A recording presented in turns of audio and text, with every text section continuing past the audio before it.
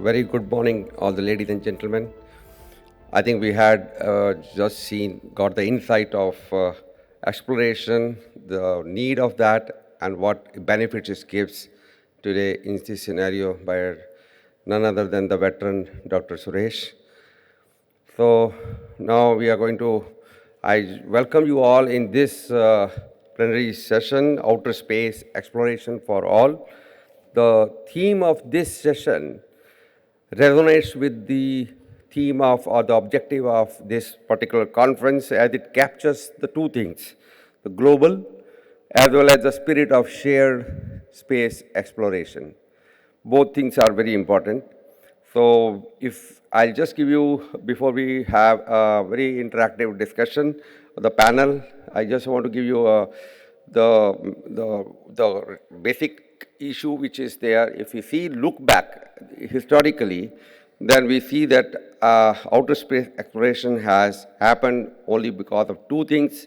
One is because of fostering innovations, another is the collaboration in the space sector. A lot of success stories have been in place. We have seen over the last many years.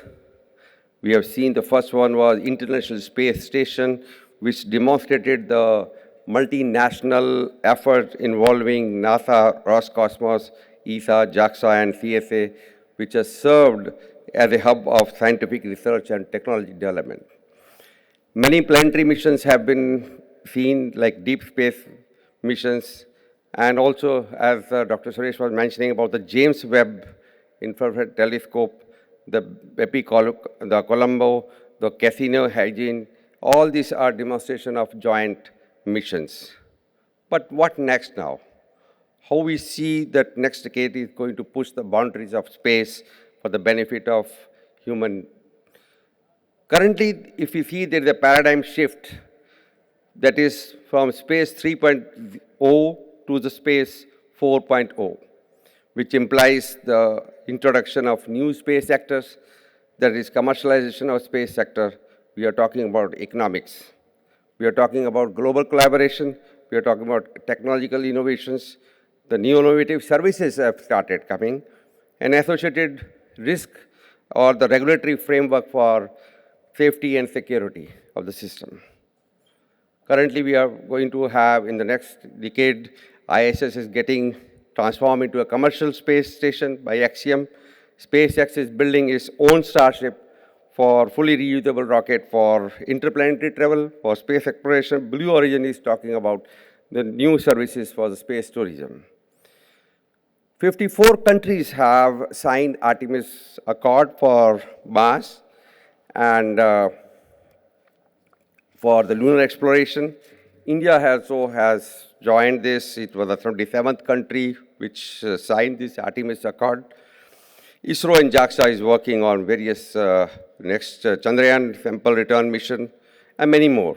In short, the new technologies, the new commercial actors are giving momentum to the exploration for both scientific and socio-economic benefit. Ladies and gentlemen, we have a very distinguished leaders from different space organizations in our panel. This panel will explore how advancement of these technologies and innovations and commercialization and international collaborations are going to make space accessible to all. I will urge all these delegates who are sitting here in the audience to imagine their role in this shared future and be part of this panel by asking questions. Let me invite all the panelists and give their biodata one by one. I would like to invite Dr. Abdullah Ahmed, who is the head of strategy research from UAE Space Agency. I think due to some reason he is not available here. Okay, so we have with us Henry from Rwanda Space Agency. I invite Henry, she is an international cooperation analyst. She is a resourceful and self-motivated international development professional with extensive experience in the strategic partnership event management. At Rwanda Space Agency, She plays a pivotal role in fostering international collaboration and promoting the use of space technology. Welcome, ma'am. Next panel, I will like to invite Eric from European Space Agency, Director of Europe Legal and International Matters. He is associated with the ESA since 1987, and currently he is the Deputy Director of Industry, Procurement and Legal Services. He was also appointed as a head of ESA headquarters in October 2016. Thank you, Dr. Reed. Next, our panelist is Bob from Luxembourg Space Agency. Please. He is also lead for exploration and space resource strategic advisor, lead for exploration and space resources, and in European Space Resource Innovation Center called ESRIC. He is currently the senior manager at the Luxembourg Space Agency, where he supports the development of commercial space industry. Welcome, Bob. The next one, I would like to invite Etienne Sebi, our astronaut from Rakia mission, who has been there as the first astronaut in the first mission of Axiom. First mission, commercial astronaut, and he is doing a lot of activities on humanitarian objective and economic stability. He is a philanthropist, he is a businessman, and who is venturing into space business. I think I was told that Unnikrishnan Nair is not able to join, so in the morning I was mentioned that Victor Joseph is going to be there. I invite Victor Joseph, who is having a more than 35-year experience in Indian Space Research Organization in the space transportation system. He is currently having a role of Human Space Program and the mission director of launch LVM-3. Welcome, Unnikrishnan. Welcome, Victor Joseph. And I'd like to invite Lisa Vitres, Director of IAC Sydney, Space Industry Association of Australia. She is Director of IAC Sydney 2025 at the Space Industry Association at Australia. She is an experienced business leader with experience in high growth acquisition and digital technology and branding.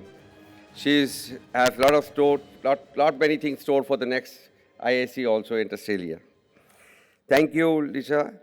So now, before I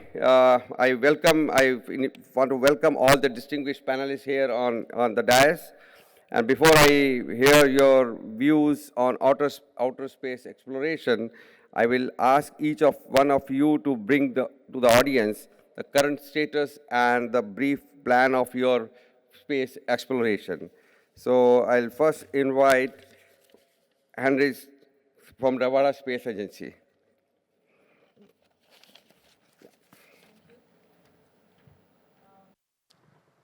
Good morning, everyone.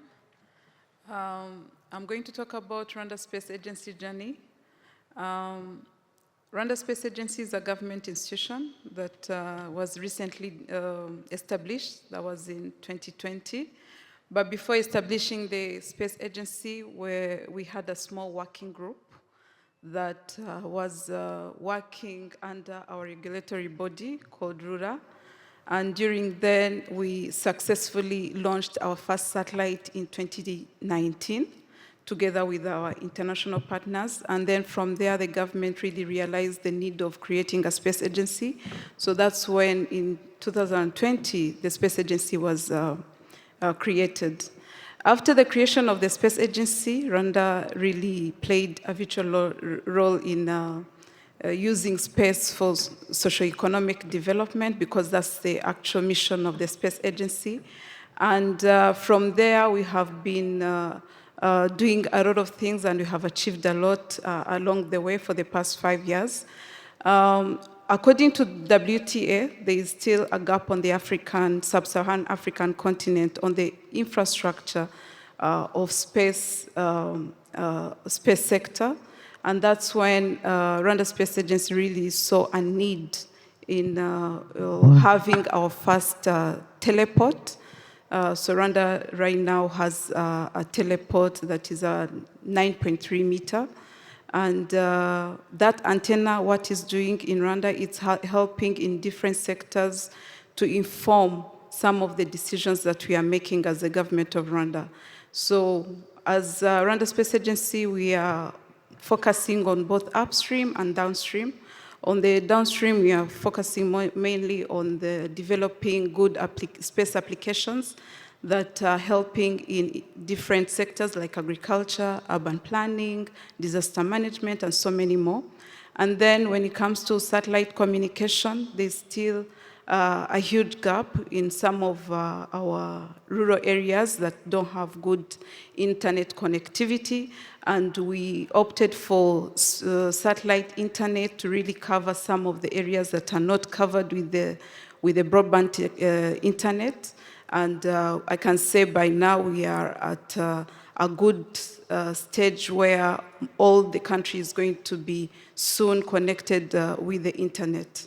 And lastly, we believe that for all this to work, there should be good policies, good regulations that not only facilitate or work for the government of Rwanda, but also private sector. So recently, we had our policy and the 10-year strategy approved. So I can say that by the time we are having investors in Rwanda, we believe with the policies that we have put in place, it will facilitate them with having their private companies have their operations in Rwanda. And all I can say is that space technology being relatively new on the African continent, it's really hard to oversee the need for skills development. So as Rwandan government, what we are trying to do now, we are trying to bring in space-related courses for our universities, which was not there before. And we believe that with what we are doing for the universities to really shape the skills for the next generation that we look forward to working with in future. Basically, that's our journey. And as he mentioned, we are also part of the global conversations because we want to be on the tables that make decisions. We recently signed the Artemis Accords. I think Rwanda, together with Nigeria, was the first African country to sign the Artemis Accords. We are also really honored to be also members of the IAF and proudly hosting GLEX, as he mentioned, next year. And I take this chance to welcome everyone in the room to Kigali, Rwanda, to really have a sense of what the Africa is doing. So basically, that's in brief about Rwanda Space Agency. Thank you, Andres. I think give a clearly the insight of how you are now utilizing the space for your African region as the application. So I'll request now Eric, to Director of European Legal and International Matter, to tell us what activities are being done currently in the space exploration under your leadership.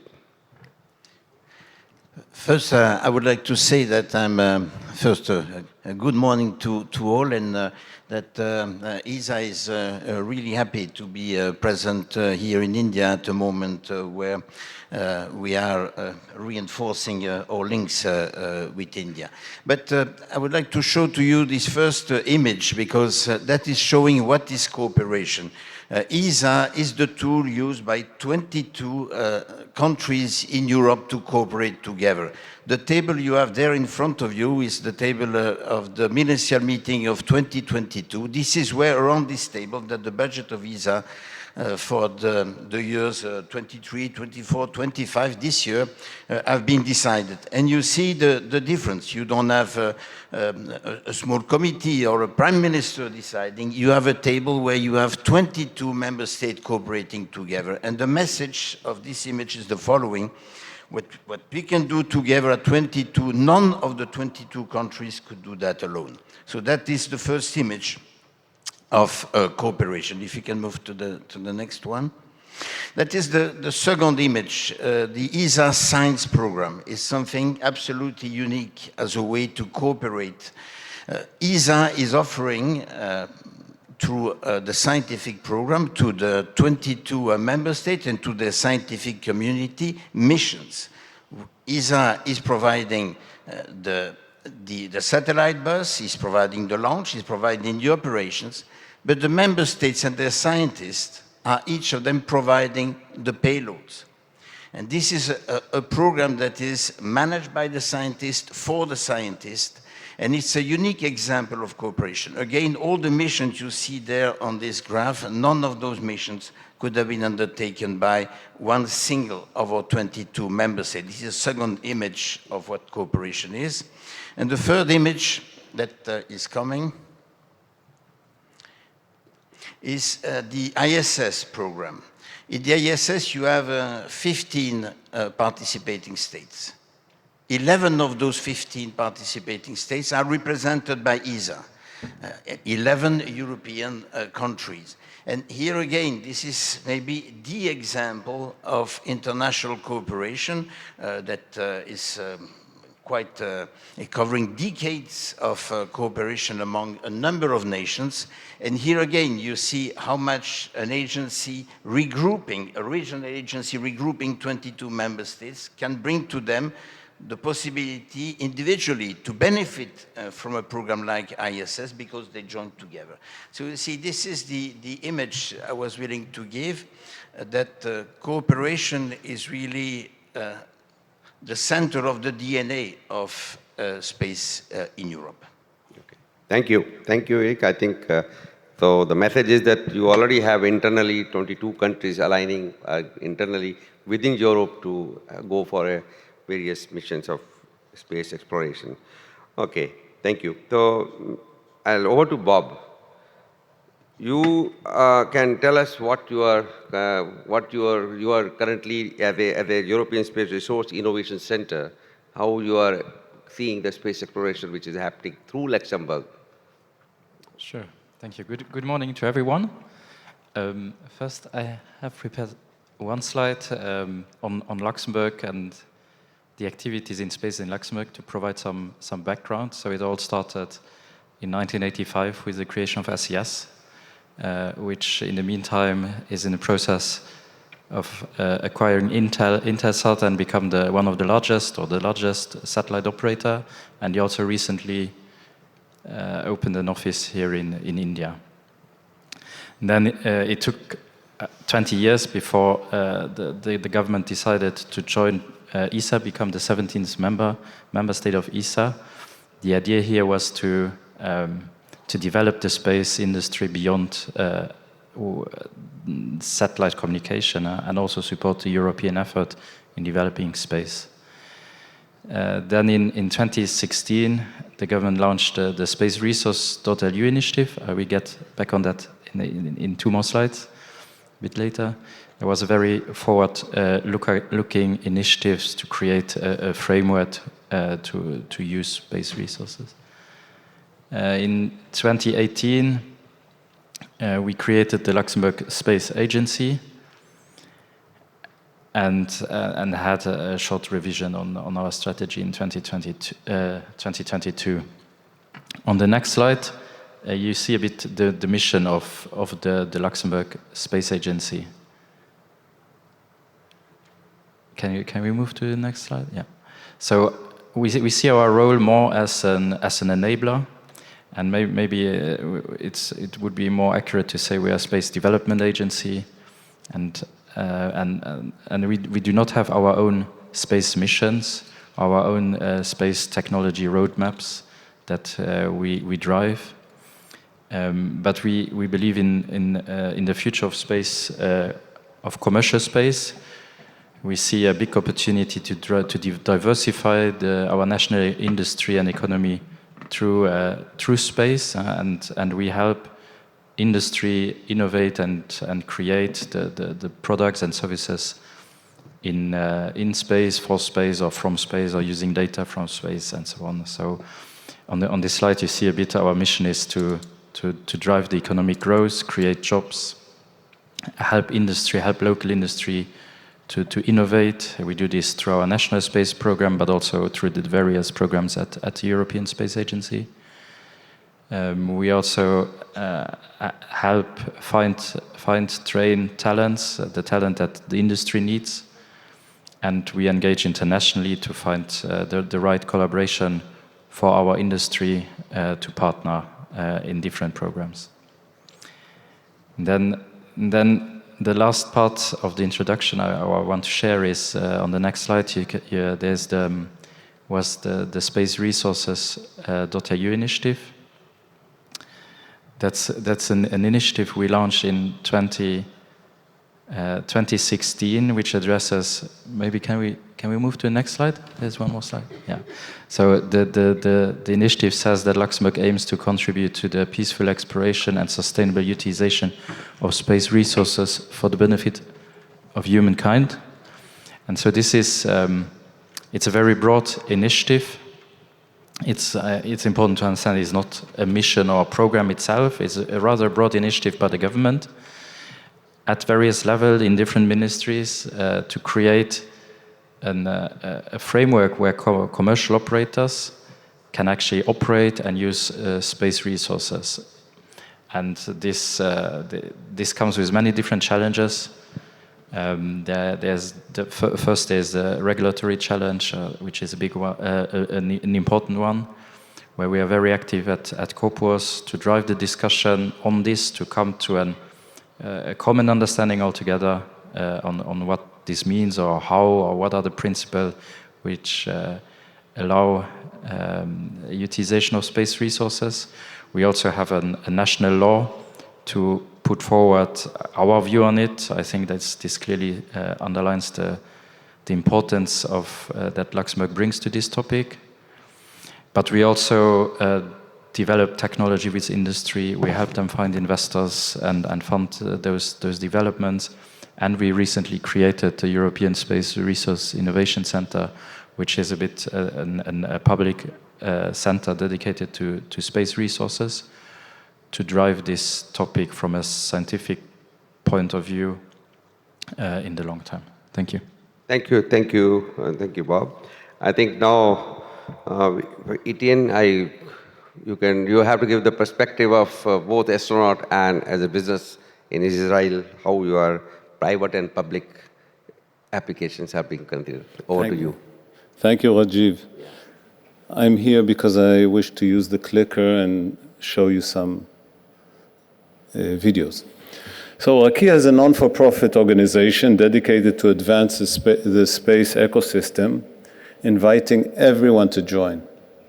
Through academia, industry, research, and the arts, and by promoting private, public, local, and international collaborations. To explore the universe, a certain level of courage and curiosity is required. A single glance reveals both present and past. Like the light emitted millions of years ago from distant stars, light that travels through space and time, reaching the eyes, our eyes, en route to infinity. In the Indian tradition, the crown chakra, also considered the highest one, is our connection to the universe. It is directly aligned to seek enlightenment and relationship with the cosmos. Rakia launched its exploration 5 years ago, joining a unique international crew that you will see here on the video, hopefully. Here they come. The first private astronaut mission to the International Space Station, knowing that the involvement of humans will increase public attention, just as India noticed recently. This was so well expressed by Sophocles 2,400 years ago, where he said, "Numberless are the world's wonders, but none more wonderful than man." And teamwork, obviously. Just to demonstrate how an innovative attempt to make high-quality lenses in space from a liquid polymer was followed by creating lenses in space at an unlimited size from liquids. But that inspired creating water lenses or a telescope made out of water. A lesson about phase tension of liquids, pushing a ping pong ball into a bubble of water. And a water sculpture that can only exist in microgravity.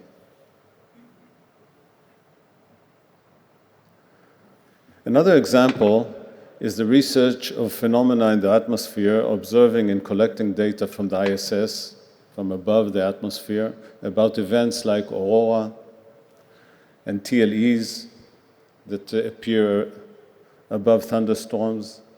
These are various types of electrical discharge in the upper atmosphere. All the activities of Rakia are measured by their contribution to the United Nations SDGs, the Sustainable Development Goals. And these are the results of the mission. And now, here in India, we are honored to cooperate with CMS, City Montessori Schools in Lucknow, in UP, in organizing the educational content of the voyage of astronaut Chuks from Lucknow to space. It is named Vyomutsav, Sanskrit for a celebration of space.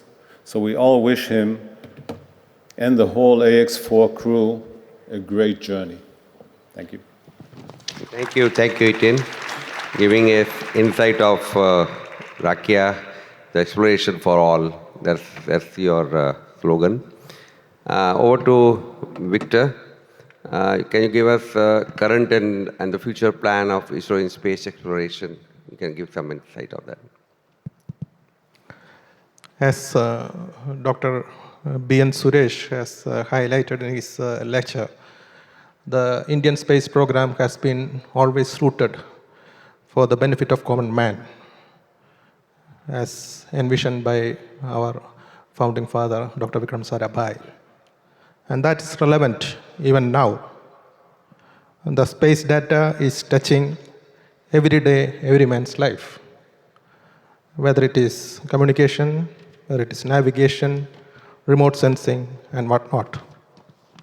And the space program, if we see, we have currently 50 plus satellites in orbit, and our aim is to almost triple it, 150 plus satellites in the next 5 years or so, and of course with the support of the private sector, the growing private sector in India. Now coming to specifically to the space exploration, as everybody know, we had the Chandrayaan-1 mission, which led to the discovery of water on the moon. The Chandrayaan-2 mission, which was one of the best camera, the optical camera, to map the lunar surface. And of course, the Chandrayaan-3, which led to the first time landing near the South Pole region. And we had multiple missions, including the Aditya L1, the Solar Space Observatory, the SpaceX mission recently done for space docking. And also, we are now clearly charted out a very clear roadmap for our future missions. The series of we have done it in 3 parallel tracks. The Chandrayaan series of missions, starting from the lunar sample return mission by around 27-28 time frame. And then we have the Gaganyaan mission, which is now the topmost priority, where we are planning the first uncrewed mission this year itself, and then followed by multiple uncrewed missions, and culminating in the crewed mission in the beginning of 2027. That is the kind of time frame we have put. Then we are going to have a series of further repeat Gaganyaan missions and the development of the Bharati Antariksh Station, where we plan to put the first module by 2028 and complete the building by 2035.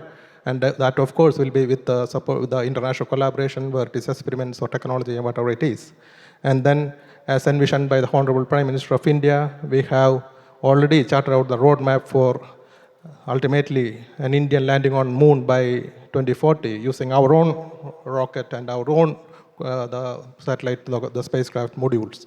So for that, we are in the process of developing new launch vehicle which will be cost effective, which will be reusable, and which will have the ultimate capacity and the capability to have that much of payload to carry the human to the moon.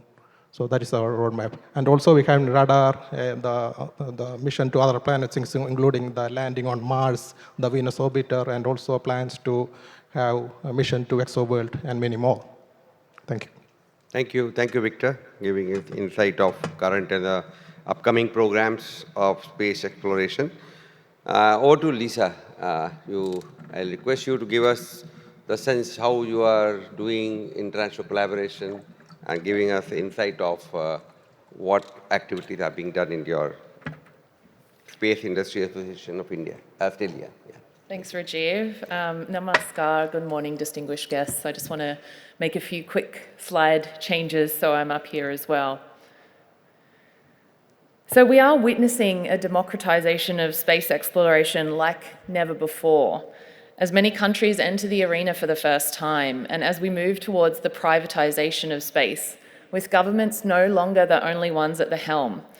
We're witnessing new space agencies launching. We're witnessing countries gaining their first astronauts and countries launching their first satellites. It's truly an exciting time for the global space ecosystem.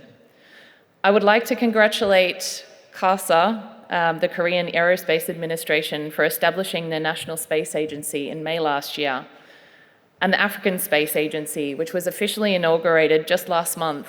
And I know that there are still other space agencies yet to launch, which is very exciting. Coming to astronauts, in 2024, Catherine Bennell-Pegg became the first Australian citizen to train as an astronaut under the Australian flag at European Space Agency's Astronaut Centre. And in April this year, Jannicke Mikkelsen became Norway's first astronaut participating in the Fram 2 mission with SpaceX. Oh, wrong way.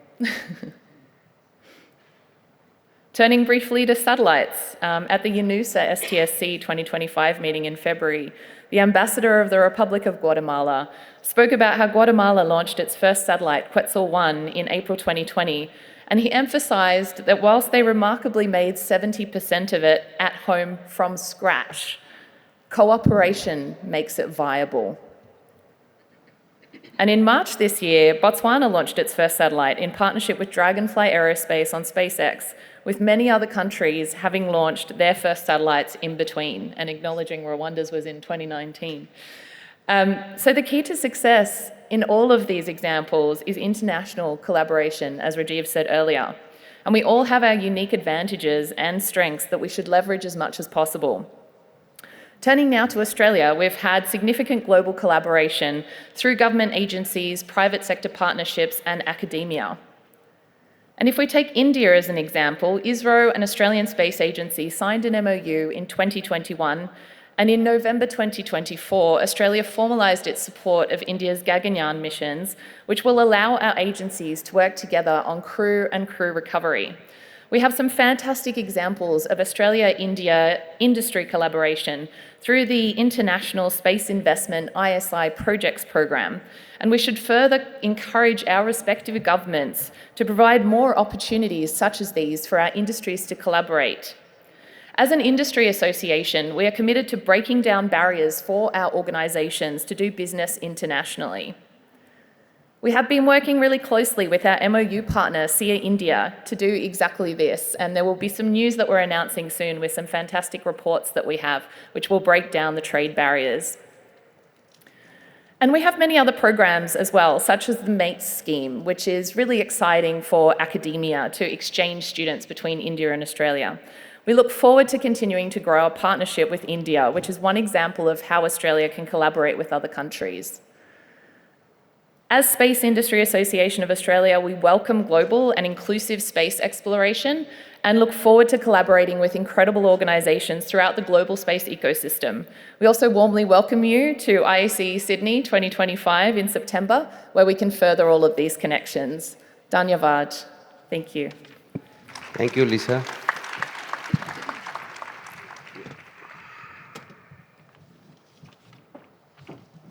So I think now we will have some interesting insight of what you are doing. So we'll have few questions. First question is to hand it from Ravara Space Agency. See, Ravara, you gave an insight of how your private companies and your Ravara Space Agency is working towards up and downstream and applications for various utilization of their application for the space activities. Now, what is your view on the spacefaring nations, how they can collaborate, and what do you expect from them for those upcoming space countries like Africa? Thank you. As I mentioned, space is relatively new on our continent, the African continent. And if I can talk specifically for Rwanda, when you look at space exploration, it's something that we are exploring at the moment. And we understand, as our country, Rwanda, we are a landlocked country, but not space-locked. So what does that mean? This means that we are looking for international collaboration. We are looking for partners that can partner with us with a shared mission and vision. And us putting in place the space policy and the 10-year strategy is really to facilitate the private sector, because there's nothing that you're going to achieve in space if you don't allow private sector to invest in your country.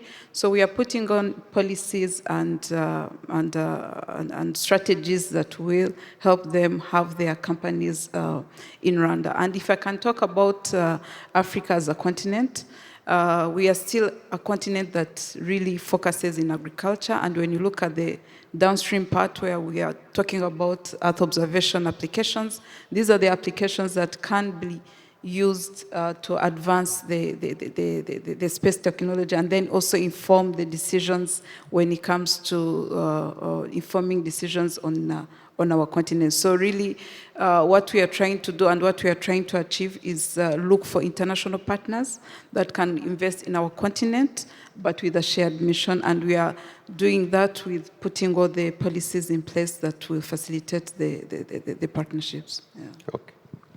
Thank you. So the next question is to Eric. You are already having you worked in ISS, ESA has, and also have international lot of collaboration. How do you think the new ways or innovative technologies or the new ways of space exploration, which can give you some insight on that, and what are the security or safety concerns which you think will be there from your side? But thank you for your question. When you think about new ways to do exploration, I would take two examples. We have in Europe forward the cargo towards the space station using the automatic transfer vehicle, the ATV, some years ago. But now we are launching a new project that is a LEO return cargo vehicle. The idea is to go to the space station, but also to bring back the cargo on Earth. So that is, of course, a very important development that will be on the table of the European ministers in November. But not only is this for us a totally new development that will, I think, be very useful for Europe in the future, but what is important is the way we do it. As a space agency, we have always developed our program by putting on the table the requirement, telling industry how to do things, and pushing industry to make development programs. Here we are doing it completely differently. We are not telling them how to do it. We are telling them we would like you to offer us a service. And we would like by 2030 to have a service to the space station. And we have organized a competition on that basis. And we have selected two teams, one with Thales Alenia Space, the other one with the exploration company. And the aim is to maintain this competition and to have two companies that will provide this service to Europe in the future. This is really a new way to look at space development from an agency point of view. I would take another example, completely different, which is the light ship initiative in Europe. What is the idea? The idea is to make for the scientists the exploration of Mars, the science on Mars, more cheap and more sustainable. They also launched a competition in Europe, and we are conducting 4 studies in parallel, financed by the mandatory budget of the agency. The aim is to provide the tool to bring the payloads to Mars using electric propulsion, and also as part of this bus that will bring the payload to Mars, to provide telecommunication facilities that are, of course, indispensable. So you see, those are two new ways to develop exploration for the future. In one side, giving more responsibility to industry, looking for a service. On the other side, to offer to the scientists a way to do it in a more sustainable and also cheap way. So, but on the safety regulations, what is your if you think about safety, let's take that. Of course, this is a multi-domain element, but let's take the three angles of safety. The first one is about space debris. You have more and more space debris. This is, in particular, for human spaceflight, quite a threat. And there you can do 3 things. You can ensure that the space stations are resisting to micro debris, but also you need to have capacities to move in order to avoid the debris. But more important, I think, this is a global effort that is to be made, is to reduce the number of debris. And ESA has launched the Zero Debris Charter, because we would like to be a model agency, and we are asking and we are offering to all the space actors to join this Zero Debris Charter.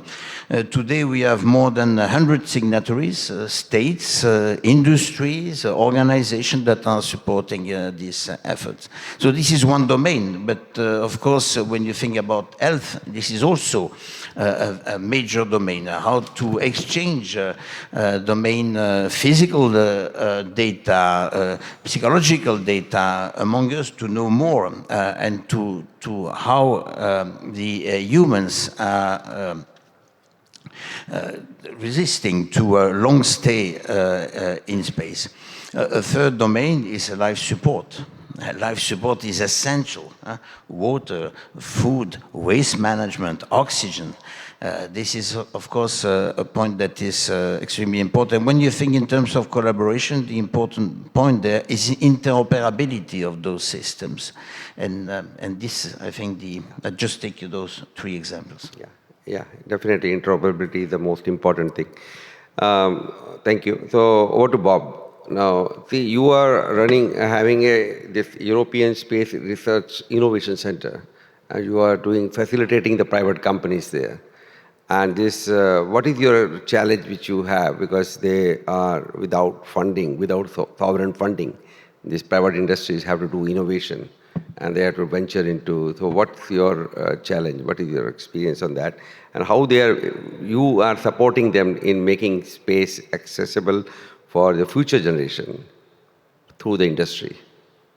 Yes, so maybe a very interesting example to illustrate a bit how we support industry and commercial activities in space is the example of iSpace Europe in Luxembourg. So on the innovation side, we support them to develop lunar surface mobility to complement their lunar transportation services and help them actually operate different activities on the lunar surface. And for that, we have different R&D contracts. Also through ESA, we help iSpace develop the technology itself. And then on the other side, also on the enabling side, as a country, we also want to provide the right framework, legal framework, regulatory framework for them to be able to operate. And that's where I think it's very interesting to the example of the space resource law, that we now issued the first authorization, or gave the first authorization to iSpace for their current mission. So on the mission, several years ago, NASA awarded, I think it was 5 contracts to procure, regulate on the lunar surface from a company. And so iSpace Europe, they won one of these contracts, and is going to fulfill with the current mission that contract.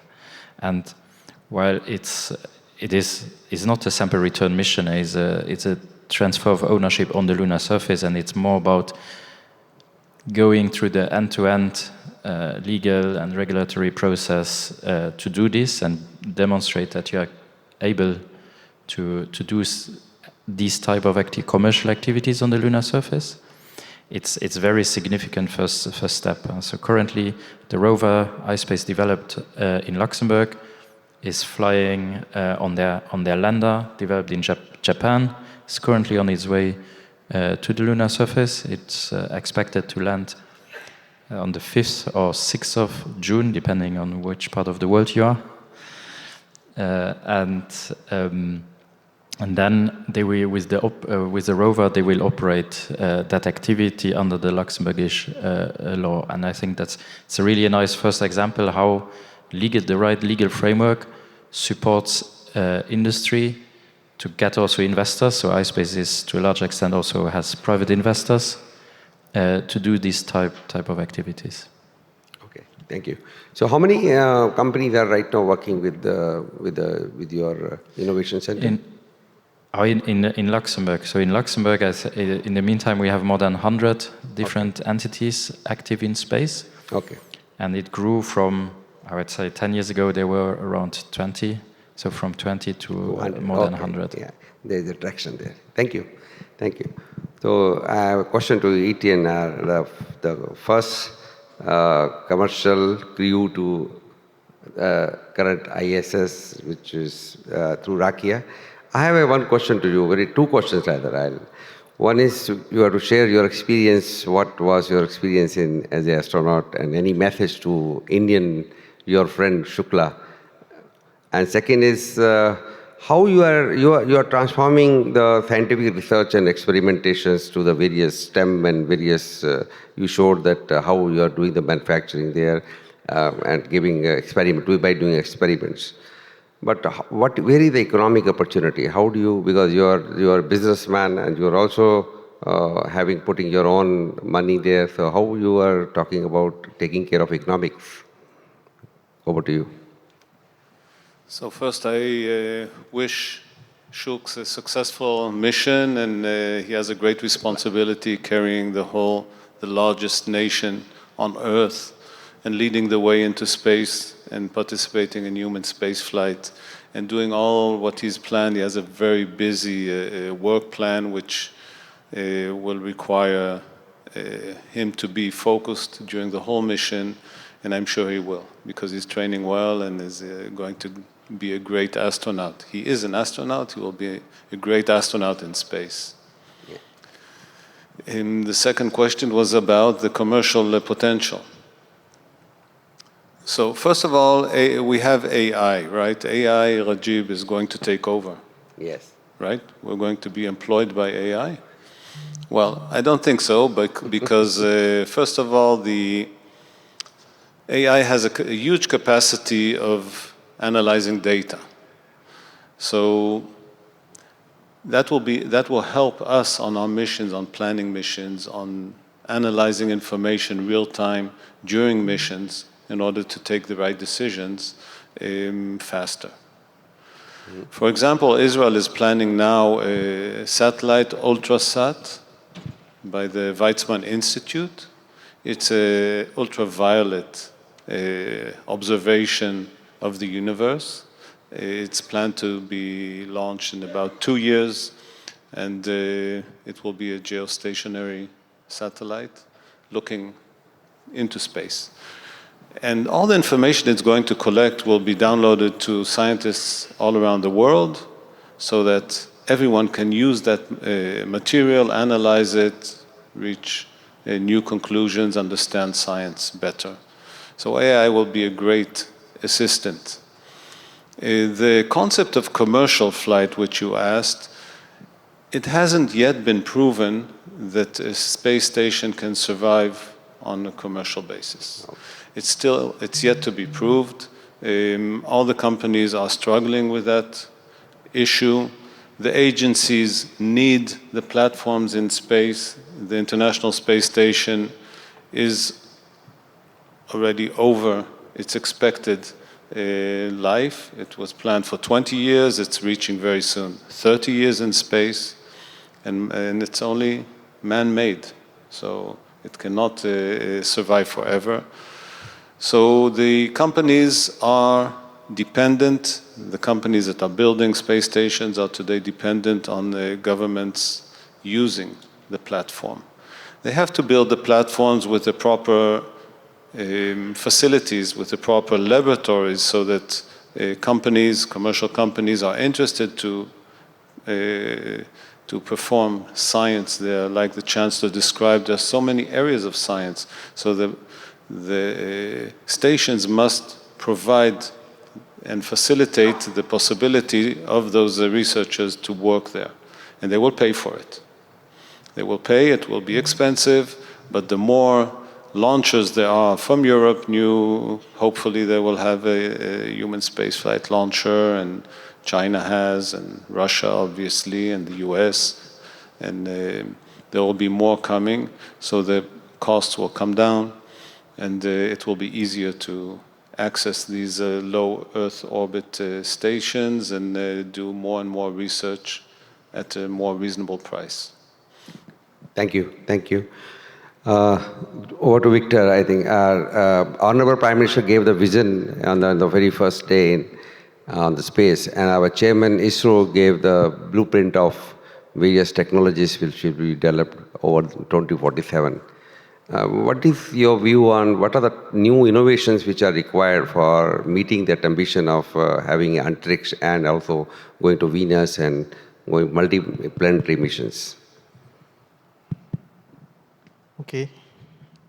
I think when we talk about innovation, one of the best specific examples which I can quote is recent. What we have seen is POEM experiment, the PSLV orbital experiment module.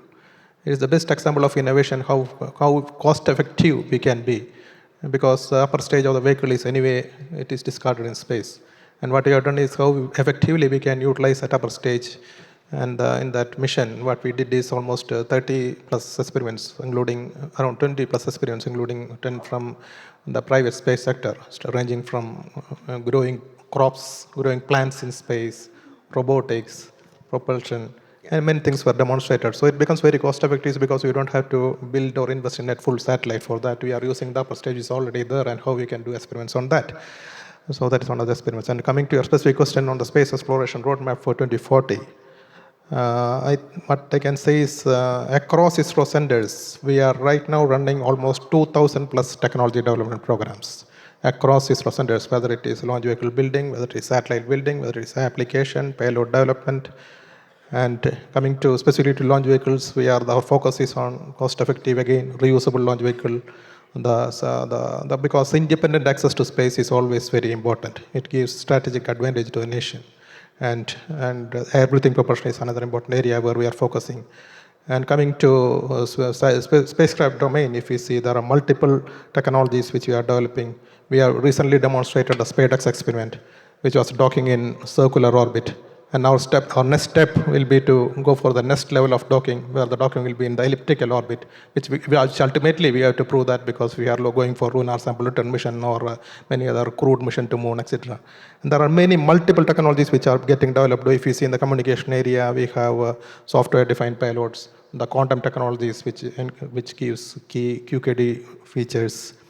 Then again in satellite area, onboard refueling, space robotics, AI, and in downstream data also, the AI-based data processing, multiple. So these are the key areas which we are now focusing. Yeah. Thank you. Yeah, maybe a follow-on question on that. How ISRO is able to give a cost-benefit analysis? How the cost of the, if the Mars mission was also, if you see, and now the new, compared to other technologies which are developed by other space agencies, ISRO's cost is, benefit is there. What is your view on that? Now, one thing what is most important is if you see the cost of the systems which we are developing. If you see typically a launch vehicle, I think almost 80 to 90% of the items which are being built in the launch vehicle is coming from our own. Yeah. So the dependency on the import and dependency on the independent ability to make it ourselves and how the Indian industries can cater to the requirement. So that is one of the key elements in how we are able to contain cost and how we are to effectively control the cost over the years. That's, I think, one of the most important thing. Thank you.